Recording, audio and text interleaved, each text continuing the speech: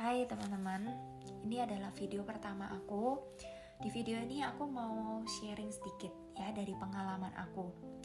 Beberapa hari yang lalu ada orang sharing ke aku. Dia bertanya, kenapa ya kok konsisten itu sulit? Gimana sih caranya kita bisa konsisten? Sebenarnya aku nggak punya jawaban yang pasti ya teman-teman. Aku juga sama-sama belajar.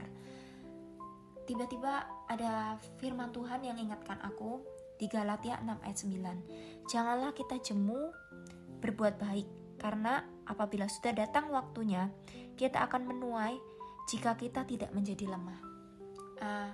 Konsisten itu, kalau menurut aku konsisten itu membutuhkan suatu komitmen.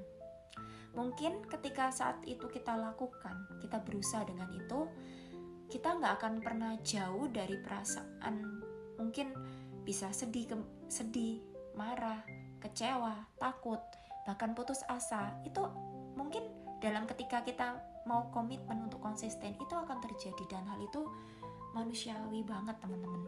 Tapi jangan sampai ketika hal itu terjadi kita tuh jadi lupa ke Tuhan, kita jadi nggak mendekat lagi kepada Tuhan.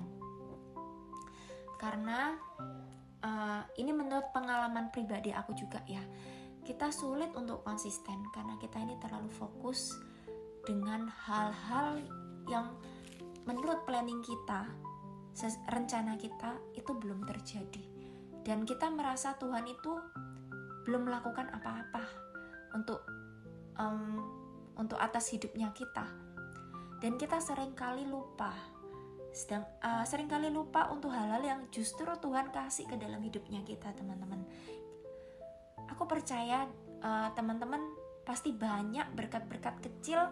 Kalau kita mau renungkan, aku yakin berkat-berkat kecil yang Tuhan kasih itu banyak banget atas hidup kita. Dan kalau kita sadari, sebenarnya berkat kecil yang Tuhan kasih ke hidup kita itu adalah sebuah penyertaan Tuhan atas hidup kita, dan itu juga sebuah kasih karunia Tuhan atas hidup kita.